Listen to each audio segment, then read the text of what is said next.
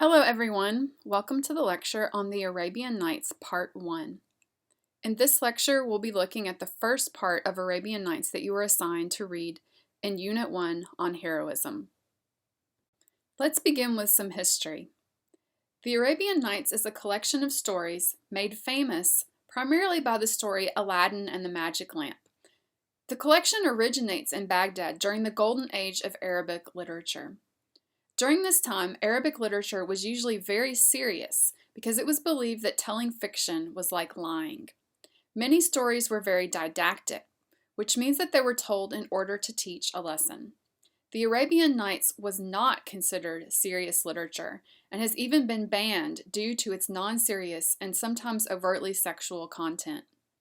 The text was written anonymously, which means the author still remains unknown to this day. However, the stories are actually the most widely known Arabic literature and have become a permanent part of world culture. The earliest manuscript dates from the 1200s, but the first scholarly edition wasn't completed until 1984. The Arabian Nights is a collection of shorter stories within the frame of one longer story. If you've ever read the Canterbury Tales, where travelers tell each other stories and each takes a turn, this is the same idea. Basically, there is a main storyline, but we descend into another story told by the main character, and then come back out to the main story frame. Some of the most famous stories from this text are Aladdin and Sinbad the Sailor.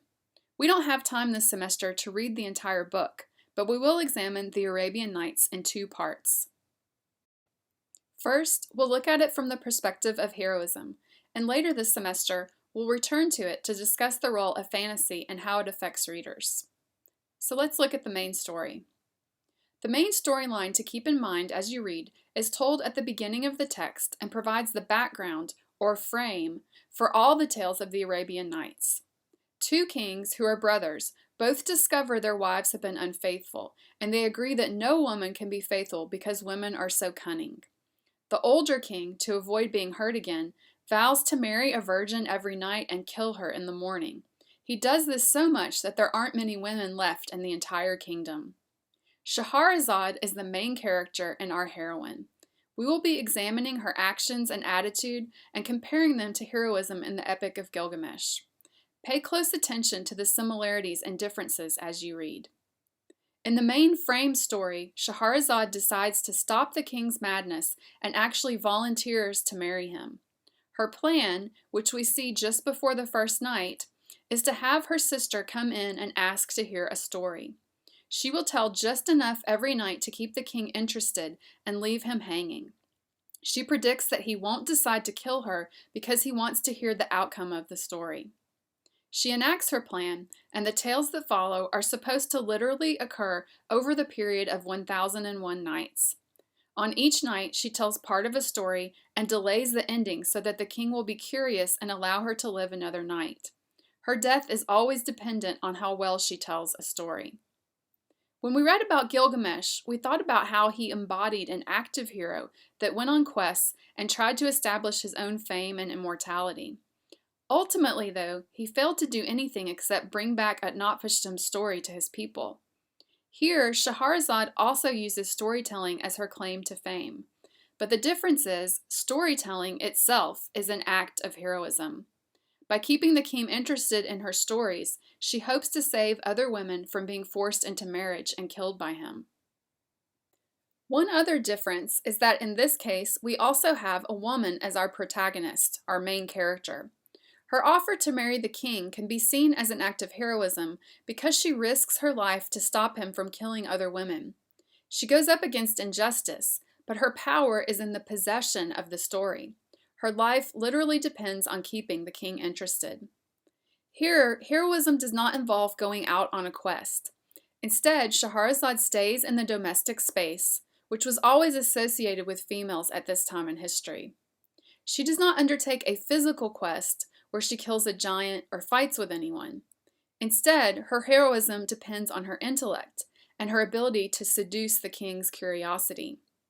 If we want to compare these two types of heroism, it might look like this.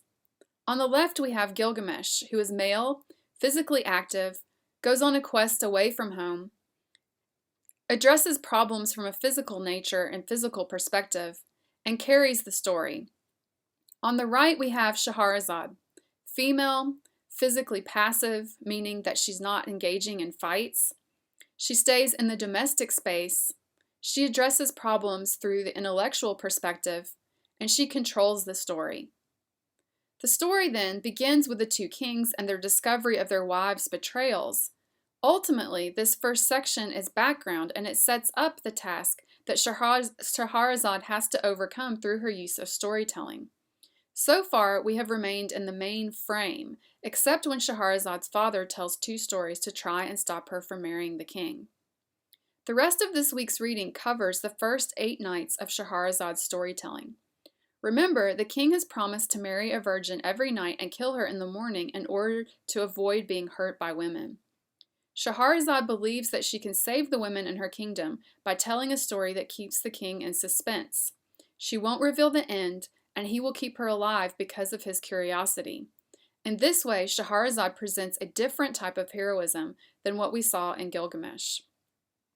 As Scheherazade begins her story, we need to remember that her life literally depends on her ability to tell the story well, as are the lives of all the women in the kingdom.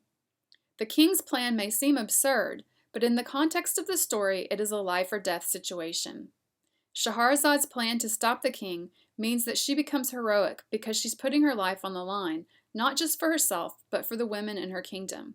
These are high stakes for her storytelling. So how will she succeed?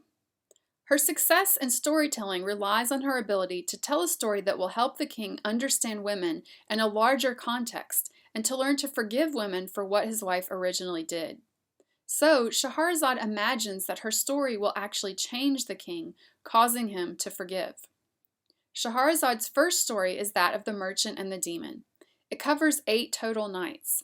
At the end of every night, she stops the story at a point sure to keep the king interested in the outcome. The sections of the story printed in italics are meant to remind you that you are reading a story within a story, or a frame story. At the end of every night, we come up out of the frame and return to Scheherazade telling the story to the king, and we get to see his reaction. And guess what happens? He is curious, and he keeps her alive to keep hearing the story.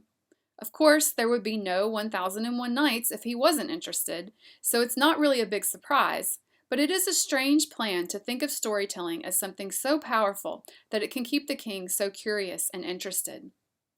I'm not going to rewrite the action of each story here, which you can discover as you read, but I want you to think about what the purpose of each story is and how storytelling relates to heroism. More specifically to the story of the merchant and the demon, why did Scheherazade choose this particular story to tell the king? Sure, it keeps him interested in the action, but does it serve any other purpose? After all, Scheherazade can tell stories for 1001 Nights, but eventually the king might get bored and decide to kill her anyway. The only way she can guarantee to save herself and the women of her kingdom is to make sure the stories she tells are actually working to educate the king and to change his opinion about his plan to kill a new woman every night. Thus, the stories Scheherazade chooses have to be both interesting and entertaining, but also have an educational purpose behind them. Keep this in mind as you read. Let's look a little more closely at the action of the merchant and the demon. The merchant, who accidentally kills a demon's son, is sentenced to death for a crime that was unintentional. Does this sound familiar? In this story, you can connect Scheherazade and all the innocent women the king kills to the merchant, and therefore the king is symbolized by the demon. Technically, the merchant does cause the demon pain, but it was not intentional, and he asks for mercy. At first, the demon is merciless and demands the merchant's death, but the demon finally agrees that the merchant should be allowed to say goodbye to his family and put his affairs in order. The merchant returns to the demon as promised, ready to die. Again, you should notice that the merchant's willingness to die is very similar to Scheherazade's self-sacrifice in willingly marrying the king, even though he could kill her. There is a direct connection between the frame story and the story she tells. The most significant plot point of The Merchant and the Demon occurs when the merchant meets 3 men who hear his story and decide to try to save him. They bargain with the demon, asking that a third of the merchant's life be exchanged for an amazing story. In fact, they redeem the merchant's life through the telling of their stories to the demon. This is exactly what Scheherazade tries to accomplish through her own storytelling. So the story of the merchant and the demon actually shows the king what he could do. Instead of killing the merchant, the demon forgives him and releases him. Scheherazade implies that the king could also learn to forgive and release the women. This is a very simple story, but it actually shows the power of storytelling, both literally in Scheherazade's telling, because it extends her own life and saves other women, but also within the story, it makes a claim for storytelling as agency of fighting injustice, of heroism, and through the three men who exchanged their stories for the merchant's life. Think about the stories told to the demon by the old men. If the story of the merchant and the demon teaches the king to forgive, how do these other smaller stories also teach certain lessons? I am purposely not going to tell you how these stories relate to Scheherazade because I would like to see you practice analysis and draw these conclusions yourself now that you have a better understanding of how the purpose of her stories relates to her own quest to save the women of the kingdom. So in conclusion then, let's talk about Scheherazade's success. So that you aren't left in suspense, I will tell you that she does end up using her stories to save the women's lives.